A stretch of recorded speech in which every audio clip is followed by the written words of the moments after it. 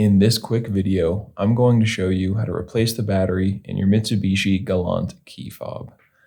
This device is very easy to open. You do not need to bring it to the dealership or anything like that. The only things that you will need to get it done are a regular flathead screwdriver and one CR1620 battery. Now, if you don't have one of these batteries lying around, go check out the link down in the description. That first link will take you over to Amazon where you can find these particular batteries for just a few dollars.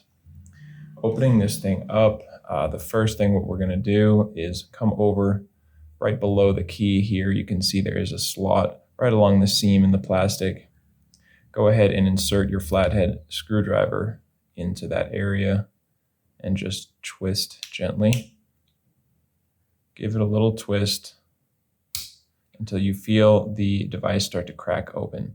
And what you actually want to do is either be twisting it with the face facing down like this, or just once you have it kind of open, just lift off the back this way. And I'll show you why in a second. We're going to lift out this little box. The battery is actually in here. These buttons inside can fall out. So if you had it flipped upside down, you would lose all your buttons and you'd have to put them back in there. So we don't want that. So face down when you open it up. Now we're coming over here to this component, and on the bottom, there's another slot, and we're just going to take our flathead once again and twist it open. Okay, now we have the battery. We can just use the same tool to gently get under the battery and just pry it up and out. Doesn't take much force. I'm just putting the corner of the flathead under and lifting it up. There we go. Here's the 1620 battery. You can go ahead and dispose of your old one, grab your new battery, and when you're putting it in here, you want to make sure that this positive side that has the text on it and the plus sign goes face down. So new battery, snap it in face down, and now we can just put it all back together, which is very easy. Just going to connect these two, one on top of the other, and give it a squeeze.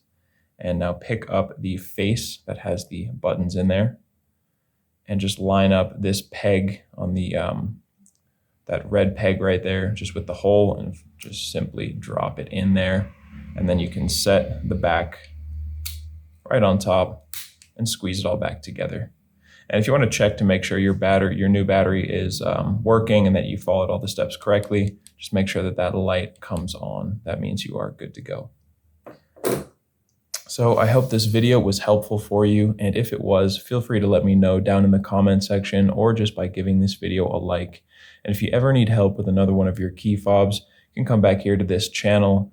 We have you covered with tutorials like this one for the devices for almost every make and model out there. And you can also get that information over at our website, FobBattery.com.